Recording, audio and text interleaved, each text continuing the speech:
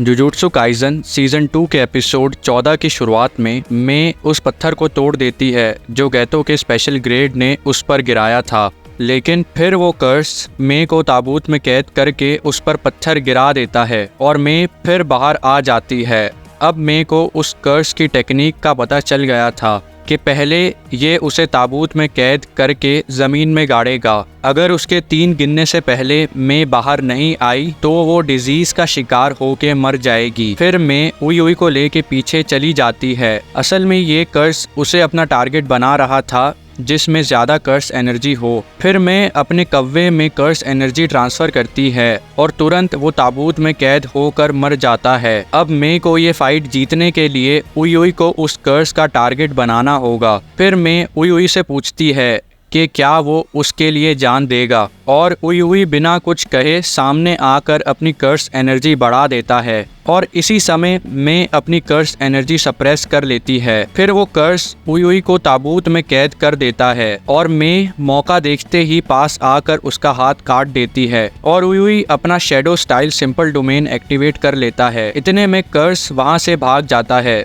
फिर अचानक से मे के पीछे से वार करता है, लेकिन मे का कव्वा उसकी बॉडी के आर पार हो जाता है। ये मे की टेक्निक बर्ड स्ट्राइक का कमाल था। गोजो के अलावा और कोई भी इंसान इससे बच नहीं सकता। फिर मे और उई डोमेन से बाहर आ जाते हैं जहां पर उनकी मुलाकात गैतो से होती है। दूसरी तरफ नानामी, नाओबितो और माकी स्टेशन में एंटर होते हैं। चलते हुए उन्हें पिलर के पीछे एक कर्स एनर्जी फील होती है और वहां डेगन था जिसे नाओबितो फ्रेम में कैद कर लेता है और मुक्का मार के तोड़ देता है। कब नाओबितो वहां पहुंचा इन्हें पता भी नहीं चलता। ये जरूर उसकी कर्स टेक्निक का कमाल है। फिर डेगन अपने मुंह से काफी सारे ढांचे उगलता है। फिर वो रोते हुए जोगो, माहितो और हानामी का नाम लेता है। हानामी का नाम लेते ही उसे गुस्सा आ जाता है क्योंकि गोजो ने हानामी को मार दिया था और वो अपनी असल फॉर्म में आ जाता है, जिसके बाद वो पानी से अटैक करता है। माकी अपने हथियार की मदद से बच जाती है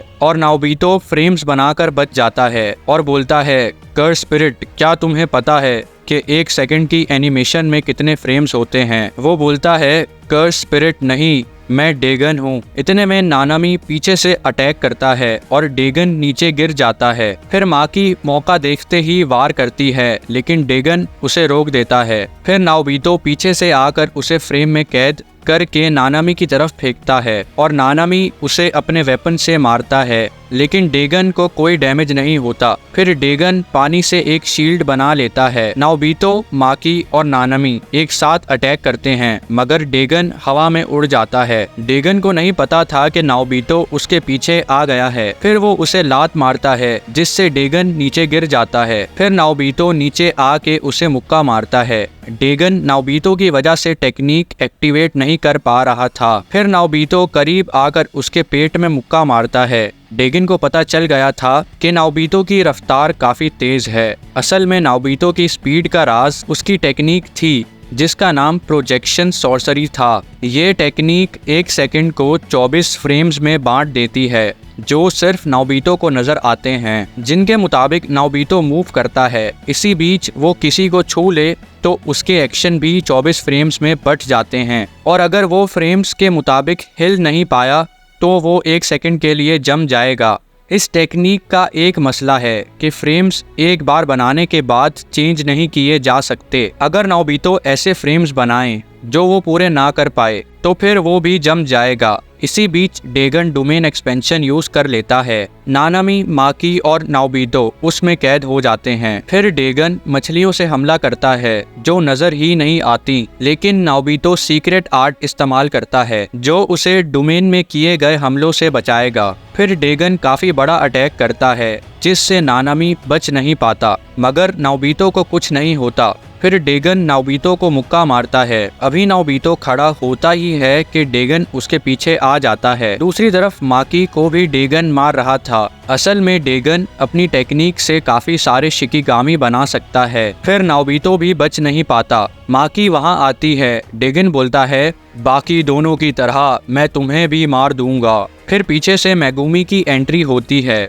और वो माकी को स्पेशल ग्रेड कर्स टूल देता है। डेगन सोचता है कि ये मेरे डोमेन में अपना डोमेन खोल रहा है, ये कितना बेवकूफ़ है। फिर वो उस पर अटैक करता है, लेकिन पीछे से माकी उसे रोक देती है। अभी मेगुमी के डोमेन और डेगन के डोमेन के बीच में जंग चल रही थी। फिर डेगन मेगुमी पर अटैक करता है, लेकिन नानामी उसे बचा लेता है। अब नानामी उसकी रक्षा करेगा और मेगुमी अपना डोमेन बनाएगा। फिर वहाँ नाओबितो भी आ जाता है और अटैक करता है, जिसे वो ब्लॉक कर देता है। नाओबितो बोलता है, तुमने बस मेरा सीधा हाथ लिया है, मगर उसमें 71 साल थे, तुम्हें इसकी कीमत चुकानी होगी। दूसरी तरफ मेगुमी नानामी को आवाज मार के बोलता है कि उस ऑक्टोपस को लगता है कि मैं डोमेन बना रहा हूँ, लेकिन असल में मेरा इरादा कुछ और है। मैं इस डोमेन में एक छेद बनाऊंगा, जिस छेद से मैं आया वो अब तक भर गया होगा। वैसे तो अंदर से डोमेन में छेद करना मुश्किल है,